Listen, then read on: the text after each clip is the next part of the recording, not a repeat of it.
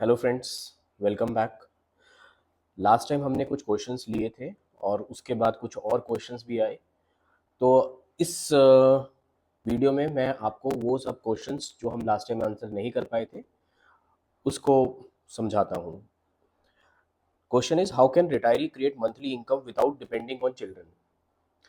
Depend होना children के ऊपर आज की डेट में बहुत खतरनाक हो सकता है।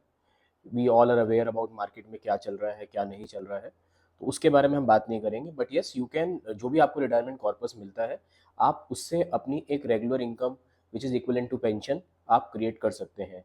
तो पेंशन की फॉर्म में आप जब एनपीएस करते हैं तो एन्युटी ले लीजिए, जिससे आपको एक रेगुलर कैश फ्लो आता रहे। उसके अलावा आपकी इंटरेस्ट इनकम हो सकती है, रियल एस्टेट का जो रेंट हो सकता है वो भी एक आपकी रूटीन इनकम की फॉर्म में है। आपका एफडी का इंटरेस्ट, एमआईएस का इंटरेस्ट पोस्ट ऑफिस में जो आप कर रहे हैं वो भी आपका रेंटल की फॉर्म में एक रेगुलर इनकम स्ट्रीम है। और इसके अलावा एक बहुत इंपॉर्टेंट चीज़ जो हम बात ही नहीं करते हैं, उसमें क्या है कि आप अपना पार्ट टाइम कंसल्टिंग कभी भी कर सकते हैं। एज अ फ्रीलांसर आप कभी भी वर्क कर सकते हैं। In many organization 60 years is a age, but बहुत सारी प्राइवेट ऑर्गेनाइजेशन एनजीओ ऐसे हैं जो आपको आपकी कैपेबिलिटी के हिसाब से आपकी कंसल्टेंसी चार्जेस पे करने को तैयार है। And then even if you don't want to get associated with any particular company, आप अपना इंडिपेंडेंट काम भी कर सकते हैं। आपने अपने ज़िंदगी का इतना सारा एक्सपीरियंस जो अर्न किया है, आप उसे लोगों को शेयर भी कर सकते हैं। तो एक part time income generation is also one of the very good income stream, जो हम बहुत कम लोग बात करते हैं। और म्यूचुअल फंड में डाल के आप एसडब्ल्यूपी के द्वारा भी अपनी एक रेगुलर इनकम जनरेट कर सकते हैं। ठीक है, SWP is very important concept. इसके ऊपर हम एक अलग से वीडियो बना भी हुआ है और दोबारा एक बनाने की कोशिश करते हैं। Should retiree still invest in equity? Of course yes. Equity में इन्वेस्ट करे बिना हम अपना जो रिटर्न है वो इन्फ्लेशन से ऊपर लेके आ ही नहीं सकते हैं। आप यकीन मानिए। और हम इक्विटी का जब भी हम सेशन होता है, हम क्या कहते हैं कि what is the optimum amount you should invest in equity is your 100 minus your age. So if you are 60 means कि 40% of your corpus should still be invested in equity.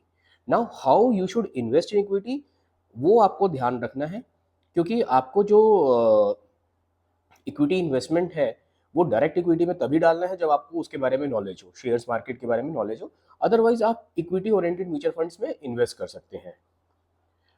और रिटायरमेंट 30 साल चलेगी, इन्फ्लेशन को beat करना है, allocation है, तो इन सब चीज़ों को देख के आपका इक्विटी में डालना 100% नेसेसरी है।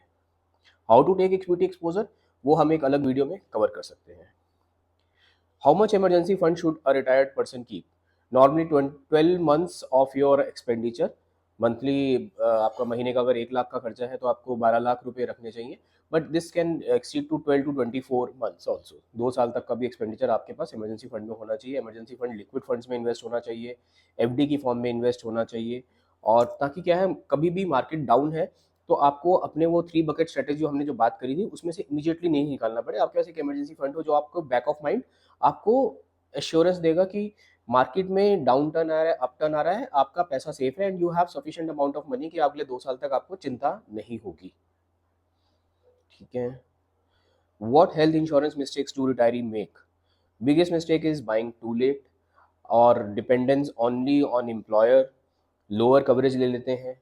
अब मेडिकल कॉस्ट को जो है आप एक बार कंसिडर कर लीजिए। आप किसी अच्छे हेल्थ इंश्योरेंस से कंसल्ट करिए, या जैसे मैं बताता हूँ कि 3-4 लोगों से बात करिए और उसके बाद आप देखिए कि वो क्या निष्कर्ष निकालते हैं। किसी का रिसेंटली हॉस्पिटल में आना जाना हो तो उससे भी एक बार आप आइडिया ले सकते हैं कि किस तरह की बीमारी थी और क्या खर्चा है। एक डिसेंट हॉस्पिटल में क्या है और अच्छे हॉस्पिटल में क्या है। So you have to prepare yourself for the worst. ठीक है। Should parents use their retirement saving to help children? Again, इसमें मेरा जो व्यू है बिल्कुल नहीं होना चाहिए। आप अपने कॉर्पस को कुछ रिस्की कैपिटल में डिवाइड कर सकते हैं घर में। अब किस किस चीज़ के लिए रिक्वायरमेंट है वो आपको देखना पड़ेगा। शादी करनी है तो अपने